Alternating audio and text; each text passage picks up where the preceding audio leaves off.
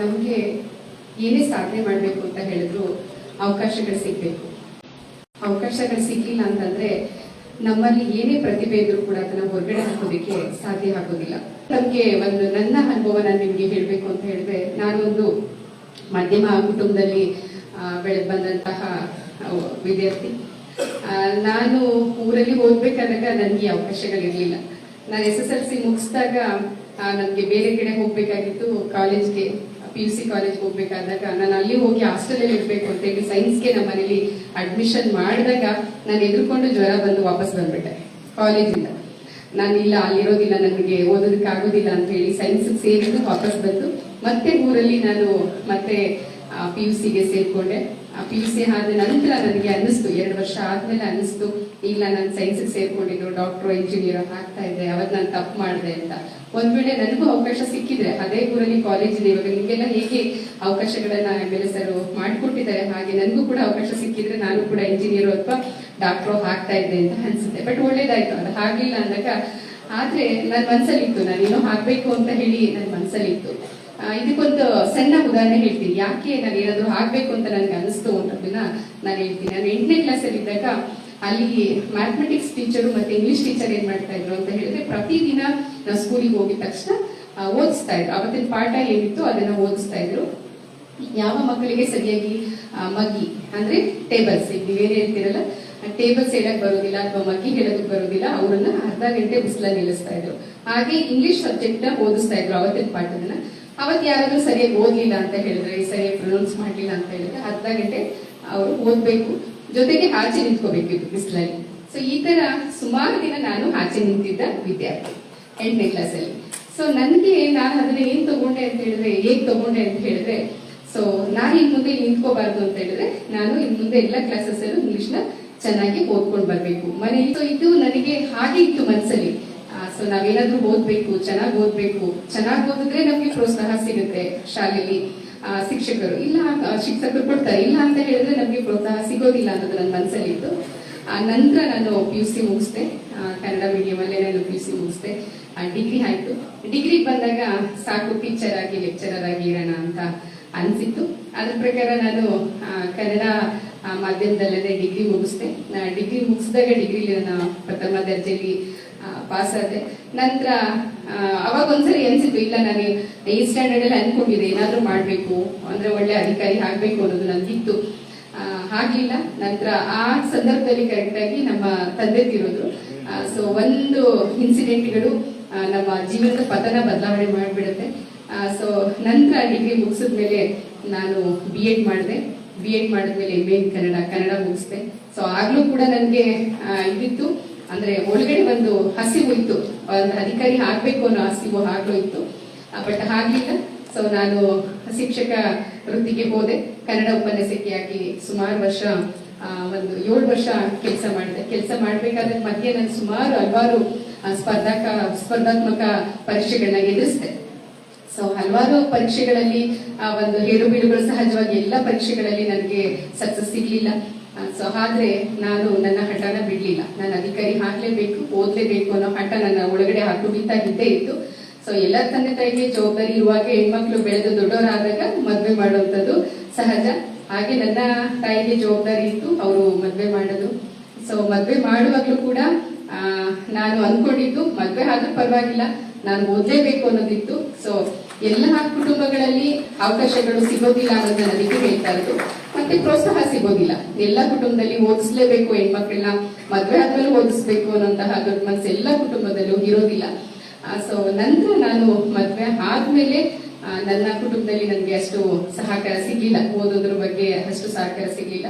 So ನಾನು ನನ್ನ ಹಸ್ಬೆಂಡ್ಗೆ request ಮಾಡ್ಕೊಂಡೆ, ನಾನು ಓದ್ಲೇಬೇಕು ಅಂತ. ನನ್ನ ಹಸ್ಬೆಂಡ್ ಒಂದೇ ಮಾತು ಹೇಳಿದ್ರು, ಆಯ್ತು ನೀನು ಓದು, ನಾನು ಓದಿಸ್ತೀನಿ, ಆದ್ರೆ ನಂದು ತುಂಬಾ ದೊಡ್ಡ ಕುಟುಂಬಕ್ಕೆ ನಾನು ಮದ್ವೆ ಆಗಿದೆ. ಸೊ ಕುಟುಂಬದ ಜವಾಬ್ದಾರಿ ಏನಿದೆ ಆ ಕುಟುಂಬದ ಜವಾಬ್ದಾರಿನ ನಿರ್ವಹಣೆ ಮಾಡಿಕೊಂಡು ನೀನು ಓದ್ತೀನಿ ಅಂತ ಹೇಳಿದ್ರೆ ನೀನು ಓದ್ಬೋದು, ನಾನು ನಿನ್ ಬೆಂಬಲ ನೀಡ್ತೀನಿ. ಆದ್ರೆ ಕುಟುಂಬದ ಜವಾಬ್ದಾರಿ ಬಿಟ್ಟು ನಾನು ಓದ್ತೀನಿ ಅಂತ ಹೇಳಿದ್ರೆ ನನ್ ಸಪೋರ್ಟ್ ಇರೋದಿಲ್ಲ ಅಂತ ಹೇಳಿದ್ರು. ಸೊ ಕುಟುಂಬ ಅಂದ್ರೆ ತಮ್ಮಗಳಿಗೆಲ್ಲ ಗೊತ್ತಿರುತ್ತೆ ಏನೆಲ್ಲ ಹೆಣ್ಮಕ್ಳು ಕೆಲಸ ಮಾಡ್ಬೇಕಾಗತ್ತೆ ಅಂತ. ಇಲ್ಲಿ ನಿಮ್ಮ ಪೇರೆಂಟ್ಸ್ ಇರೋದ್ರಿಂದ ಅವ್ರಿಗೆ ಗೊತ್ತಿರುತ್ತೆ. ಸೊ ನಿಮ್ಗಳಿಗೂ ಮುಂದೆ ಅನುಭವ ಆಗುತ್ತೆ. ಸೊ ಆಯ್ತು, ನಾನು ಒಪ್ಕೊಂಡೆ. ನನ್ನ ಹಸ್ಬೆಂಡ್ ಹೇಳಿದಾಗ ಇಲ್ಲ ಆಯ್ತು ನಾನು ಕೆಲಸ ಮಾಡಿಕೊಂಡು ಮನೇಲಿ ಎಲ್ಲ ಕೆಲಸ ಜವಾಬ್ದಾರಿ ನಿರ್ವಹಿಸಿ ನಾನು ಓದ್ತೀನಿ ಅಂತ ಹೇಳ್ಕೊಂಡು ಓದೋದಕ್ಕೆ ಸ್ಟಾರ್ಟ್ ಮಾಡಿದೆ. ಹಲವಾರು FDA, SDA, PDO ಟೀಚರ್ಸ್ದು ಎಲ್ಲ ಮಾಡಿದೆ, ಎಲ್ಲ ಸಕ್ಸಸ್ ಆಯ್ತು. ಕೊನೆಗೆ ಮತ್ತೆ ಮನೇಲಿ ಒಂದು ಕಂಡೀಷನ್ ಹಾಕಿದ್ರು, SDA, FDAಗಳೆಲ್ಲ ಹಾಕಿದ್ರೆ ಕಳಿಸೋದಿಲ್ಲ, ದೊಡ್ಡ ಕೆಲಸ ತಗೊಂಡ್ರೆ ಕಳಿಸ್ಕೊಡ್ತೀವಿ ಅಂತ ಹೇಳಿದ್ರು. ಸರಿ ಆಯ್ತು ಅಂತೇಳಿ ಸುಮಾರು 9 ಸರ್ಕಾರಿ ನೌಕರಿ ನನಗೆ ಸಿಕ್ತು. ಬಟ್ ಯಾವುದಕ್ಕೂ ನನಗೆ ಹೋಗ್ಲಿಲ್ಲ, ಇಲ್ಲ ಓದಬೇಕು ಮತ್ತೆ ಅಂತ ಹೇಳಿ 2 ಬಾರಿ ನಾನು UPSC ಅಟೆಂಡ್ ಮಾಡಿದೆ. ಮೊದಲನೇ ಬಾರಿ ಸಕ್ಸಸ್ ಆಗಲಿಲ್ಲ, 2ನೇ ಬಾರಿ ನಾನು ಮೇನ್ ಎಕ್ಸಾಮ್ಸ್ ಬರೆದೆ, ಇಂಟರ್ವ್ಯೂಗೆ ಸೆಲೆಕ್ಟ್ ಆಗಲಿಲ್ಲ. ಸೊ ಆ ಮಧ್ಯ ಮಗು ಆಯ್ತು. ಸೊ ಮತ್ತೆ ಮತ್ತೊಂದು ನನಗೆ ಅಂದ್ರೆ ಮತ್ತೊಂದು ದೊಡ್ಡ ಜವಾಬ್ದಾರಿ ಆಯ್ತು. ಸೊ ಆ ಜವಾಬ್ದಾರಿ ಬಂದಾಗ್ಲೂ ಕೂಡ ನಾನಿಲ್ಲ, ನಾನು ಅಧಿಕಾರಿ ಆಗ್ಲೇಬೇಕು ಅಂದ್ರೆ ನಂದು ಒಂದು ಗುರಿ ಇದೆ, ಆ ಗುರಿನ ನಾನು ರೀಚ್ ಆಗ್ಲೇಬೇಕು ಅನ್ನೋದು ನನ್ನ ಮನಸ್ಸಲ್ಲಿ ಇದ್ದೇ ಇತ್ತು. ಸೊ ಮತ್ತೆ ನಾನು 1 ವರ್ಷ ಮಗುಗಾದ್ಮೇಲೆ ಮತ್ತೆ ಓದೋದಕ್ಕೆ ಪ್ರಾರಂಭ ಮಾಡಿದೆ. ಸೊ ಮದ್ದು ಏನು ಜವಾಬ್ದಾರಿ ಇತ್ತು, ಸಂಸಾರ ಜವಾಬ್ದಾರಿ ಇತ್ತು. ಆ ಸಂಸಾರ ಜೊತೆಗೆ ಮಗು ಜವಾಬ್ದಾರಿ ಅಂತಂದ್ರೆ ಇದು ದೊಡ್ಡ ಜವಾಬ್ದಾರಿ ಇರುತ್ತೆ. ಆ ಜವಾಬ್ದಾರಿ ತಗೊಂಡು ನಾನು ಓದೋದಕ್ಕೆ ಪ್ರಾರಂಭ ಮಾಡಿದೆ. ನಾನು ಇವಾಗ ಏನು CET ಮತ್ತೊಂದು ಅಂತ ಹೇಳ್ತಿದಾರಲ್ಲ, ಸೊ ಅದು ನಮ್ಮೂರಲ್ಲೇ ಅವಕಾಶ ಸಿಕ್ಬಿಟ್ರೆ ಎಷ್ಟು ನಿಮ್ಗೆ ಅನುಕೂಲ ಆಗುತ್ತೆ. ನಿಜವಾಗ್ಲೂ ನಿಮ್ಗೆ ಒಂದು ಜೀವನ ಸಿಕ್ಬಿಟ್ಟಿದೆ ಈಗಾಗ್ಲೇ. ಸೊ ನಮ್ಗೆಲ್ಲ ಅದಾಗಿರ್ಲಿಲ್ಲ, ನಾವೆಲ್ಲ ತುಂಬಾ ಸ್ಟ್ರಗಲ್ ಮಾಡಿ ನಾವು ಅದನ್ನ ಗಳಿಸ್ಕೊಂಡ್ವಿ. ನಂತರ ನಾನು ಓದೋದಕ್ಕೆ ಪ್ರಾರಂಭ ಮಾಡಿದೆ. ಓದೋದಕ್ಕೆ ಪ್ರಾರಂಭ ಮಾಡಿದಾಗ ನಾನು ಲೈಬ್ರರಿಗೆ ಹೋಗ್ತಾ ಇದ್ದೆ. ಅವಾಗ ಶಿಕ್ಷಕಿಯಾಗಿ ಕೆಲಸ ಮಾಡ್ತಾ ಇದ್ದೆ, ಕನ್ನಡ ಉಪನ್ಯಾಸಕಿಯಾಗಿ.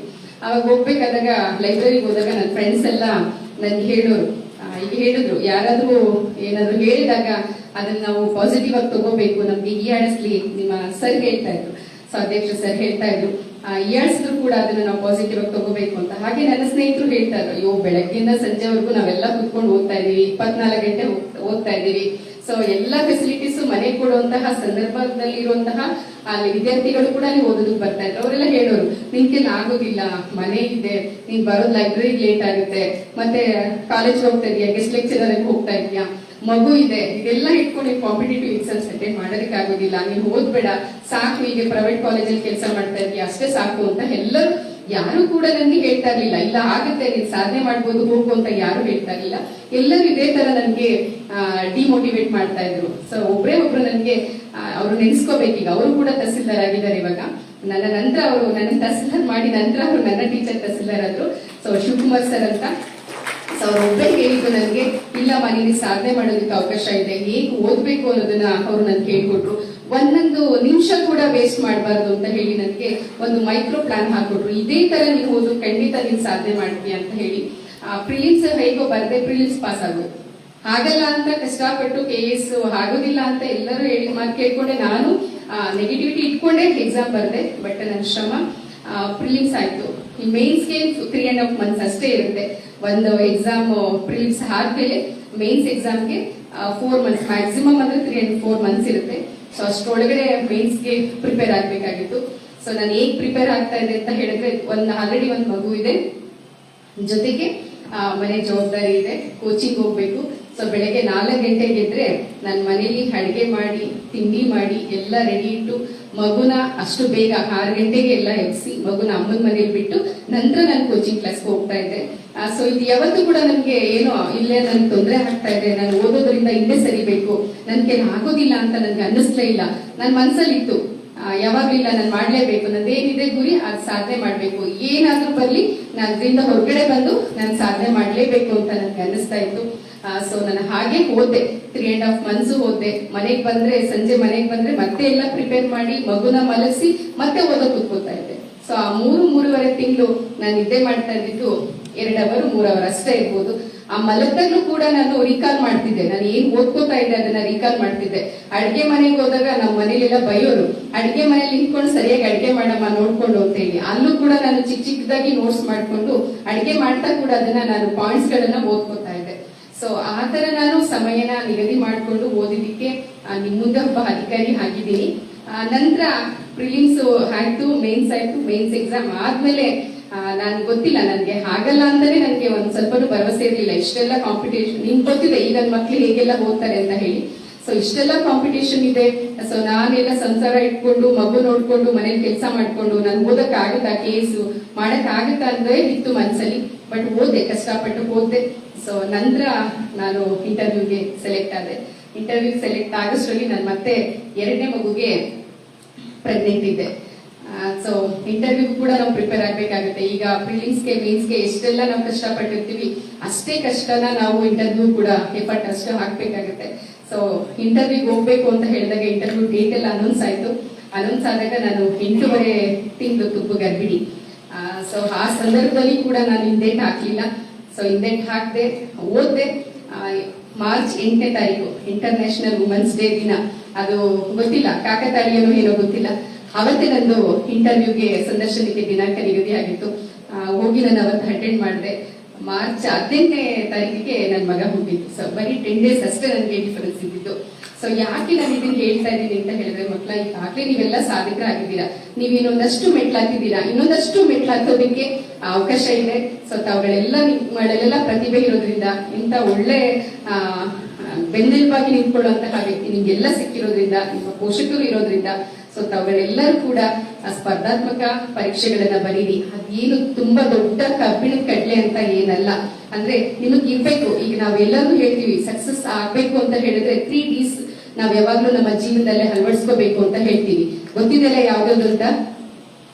ಡಿಸಿಪ್ಲಿನ್ ಇರ್ಬೇಕು. ಓದ್ತೀನಿ, ನಾನು ಹೀಗೆ ಓದ್ತೀನಿ ಅಂತ ಹೇಳಿ ನಮ್ಮ ಜೀವನದಲ್ಲಿ ಒಂದು ಡಿಸಿಪ್ಲಿನ್ ಹಾಕೋಬೇಕು. ಅದ್ರ ಜೊತೆಗೆ ಡೆಟರ್ಮಿನೇಷನ್, ದೃಢ ನಿರ್ಧಾರ ಮಾಡ್ಕೋಬೇಕು. ಇಲ್ಲ, ನನಗೆ ಗುರಿ ಇದೆ, ನಾನು ಅದು ಸಾಧನೆ ಮಾಡೇ ಮಾಡ್ತೀನಿ. ಅದ್ರ ಮತ್ತೆ ಯಾವುದೇ ಅಡ್ಡಗಳೇ ಬಂದ್ರೂ ಕೂಡ ಅದರಿಂದ ಹೊರಗಡೆ ಬಂದು ನನ್ನ ಗುರಿನ ನಿರ್ಧಾರ ಮಾಡ್ತೀನಿ ಅನ್ನೋದು ನಮ್ಗಳಿಗೆಲ್ಲರೂ ಇರ್ಬೇಕಾಗುತ್ತೆ. ಅದ್ರ ಜೊತೆಗೆ ಡೆಡಿಕೇಶನ್. ಏನಾದ್ರೂ ಆಗ್ಲಿ ನಾನು ಮಾಡೇ ಮಾಡ್ತೀನಿ, ಎಷ್ಟೇ ಕಷ್ಟ ಬರ್ಲಿ ನಾನು ಓದ್ತೀನಿ ಅಂತ ಹೇಳಿ ನಿಮ್ಮಲ್ಲಿ ಡೆಡಿಕೇಶನ್, ಈ 3D ಏನಿದೆಯಲ್ಲ ಎಲ್ಲ ನೀವು ಎಲ್ಲಾ ಸಕ್ಸಸ್ ಆಗಿರುವಂತಹ ವ್ಯಕ್ತಿಗಳನ್ನ ಮಾತಾಡಿಸಿದಾಗ ಈ 3Ds ನ ಕರೆಕ್ಟ್ ಆಗಿ ಯಾರು ಫಾಲೋ ಮಾಡಿರ್ತಾರೆ, ಕಟ್ನಿಟ್ಟಾಗಿ ಯಾರು ಫಾಲೋ ಮಾಡಿರ್ತಾರೆ, ಅವರು ಖಂಡಿತ ಒಂದಲ್ಲ ಒಂದು ಹಂತದಲ್ಲಿ ಸಕ್ಸಸ್ ನ ಕಂಡಿರೋದನ್ನ ಹಲವಾರು ಉದಾಹರಣೆಗಳಿದೆ. ಸೊ ಅದ ಉದಾಹರಣೆಯಲ್ಲಿ ನಾನು ಕೂಡ ನಿಮ್ಗೆ ಹೇಳ್ತಾ ಇದ್ದೀನಿ. ಸೊ ದಯವಿಟ್ಟು ತಾವುಗಳೆಲ್ಲರೂ ಕೂಡ ಈಗಾಗಲೇ ಸಾಕಷ್ಟು ಮಾಡಿರೋದ್ರಿಂದ ಇನ್ನೊಂದಷ್ಟು ಮೆಟ್ಲಿಗಳು ಹತ್ಬಿಟ್ರೆ ತಾವುಗಳೆಲ್ಲರೂ ಕೂಡ ನಮ್ಮ ಚಿಕ್ಕನಾಯಕನಹಳ್ಳಿ ತಾಲೂಕಿಗೆ ಒಳ್ಳೆ ಪ್ರತಿಭೆಗಳು ಹಾಕ್ತೀರಾ, ಒಳ್ಳೆ ಅಧಿಕಾರಿಗಳಾಗಿ ಹೆಸರು ತರ್ತೀರಾ. ನಮ್ಮ ಚಿಕ್ಕನಾಯಕನಹಳ್ಳಿ ತಾಲೂಕು ಹೆಸರು ಬೇರೆ ಮಟ್ಟದಲ್ಲಿ ಕೂಡ ಹೋಗೋದಿಕ್ಕೆ, ರಾಜ್ಯದಲ್ಲಿ ಹೋಗೋದಿಕ್ಕೆ ನಿಮ್ಗಳನ್ನೆಲ್ಲ ಅಧಿಕಾರಿಗಳಿಗೆ ಗುರುತಿಸಿದಾಗ, ನೀವೆಲ್ಲಿ ಅಂತ ಹೇಳಿದಾಗ, ನಿಮ್ ಊರು ಯಾವ್ದು ಅಂತ ಹೇಳಿದಾಗ ಚಿಕ್ಕನಾಯಕನಹಳ್ಳಿ ಅಂತ ಅಂದಾಗ ಜನಗಳಾಗಿರ್ಬೋದು, ನಿಮ್ ತಂದೆ ತಾಯಿಗಳಾಗಿರ್ಬೋದು ಹೆಮ್ಮೆ ಪಡ್ತಾರಲ್ಲ. ಸೊ ಆ ದಿನಕ್ಕೆ ತಾವುಗಳೆಲ್ಲರ ಕಾಯ್ಬೇಕು. ತಾವುಗಳೆಲ್ಲ ಅಂತ ದಿನ ನಮ್ಗೆಲ್ಲ ತಂದು ಕೊಡ್ಬೇಕು, ಈ ತಾಲೂಕಿಗೆ ಹೆಸರು ತಂದು ಕೊಡ್ಬೇಕು ಅಂತ ನಾನು ಈ ಸಂದರ್ಭದಲ್ಲಿ ಹೇಳ್ತಾ ಮತ್ತೊಮ್ಮೆ ತಮ್ಗೆಲ್ಲರಿಗೂ ಕೂಡ ಶುಭಾಶಯಗಳನ್ನ ಕೋರ್ತಾ ಇದ್ದೀನಿ. ಸೊ ನಾನು ಯಾಕೆ ನನ್ನ ಜೀವನದ ಒಂದಷ್ಟು ಅಂಶಗಳನ್ನ ಹಂಚ್ಕೊಂಡೆ ಅಂತ ಹೇಳಿದ್ರೆ, ಇರೋ ತುಂಬಾ ಹೆಣ್ಮಕ್ಳಿದ್ದೀರಾ, ಯಾರಿಗಾದ್ರೂ ಒಬ್ಬರಿಗೆ ಇದು ಇನ್ಸ್ಪೈರ್ ಆಗ್ಬೋದು ಅನ್ನೋ ಕಾರಣಕ್ಕೆ ನಾನು ಹೇಳ್ತಾ ಇದ್ದೀನಿ. ಯಾಕೆ ಅಂತ ಹೇಳಿದ್ರೆ, ನಾವು ಮಾಡ್ಲೇಬೇಕು ಅಂತಂದಾಗ ಕಷ್ಟಗಳು ಅನ್ನೋದು ನಮ್ಗೆ ಅದು ಕಷ್ಟ ಅಂತ ಅನ್ಸೋದಿಲ್ಲ, ಅದು ನಮ್ಗೆ ಇನ್ನೂ ಕೂಡ ಸ್ಟ್ರಾಂಗ್ ಮಾಡುತ್ತೆ. ಆದ್ರೂ ಎಸ್ಪೆಷಲಿ ಹೆಣ್ಮಕ್ಳಿಗೆ ಯಾವ್ದಾದ್ರು ತೊಂದರೆಗಳು ಬಂದಾಗ ತೊಂದರೆ ಬಂದಷ್ಟು ಹೆಣ್ಮಕ್ಳು ಗಟ್ಟಿ ಹಾಕ್ತಾರೆ ಅನ್ನೋದು ನನ್ನ ಅಭಿಪ್ರಾಯ. ಸೊ ತಮ್ಗಳಿಗೆಲ್ಲ ಒಳ್ಳೇದಾಗ್ಲಿ, ಒಳ್ಳೆ ಭವಿಷ್ಯ ಇದೆ. ಆ ಭವಿಷ್ಯಕ್ಕೆ ದಾರಿನ, ಉತ್ತಮವಾದ ದಾರಿನ MLA ಸರ್ ಹಾಕೊಟ್ಟಿದ್ದಾರೆ. ಅದು ತಾವುಗಳೆಲ್ಲ ಮುಂದುವರಿಸ್ಕೊಂಡು ಹೋಗಿ ಆ MLA ಸರ್ಗುರು ಮತ್ತೆ ಈ ತಾಲೂಕಿಗೂ ಒಳ್ಳೆ ಹೆಸರು ತಗೊಂಡ್ ಬರ್ಲಿ ಅಂತ ಹೇಳ್ತಾ ಮತ್ತೊಮ್ಮೆ ತಮ್ಮೆಲ್ಲರಿಗೂ ಶುಭಾಶಯಗಳನ್ನ ಕೊಡ್ತಾ ನಾನು ಮಾತು ಮುಗಿಸ್ತೀನಿ. ಧನ್ಯವಾದ.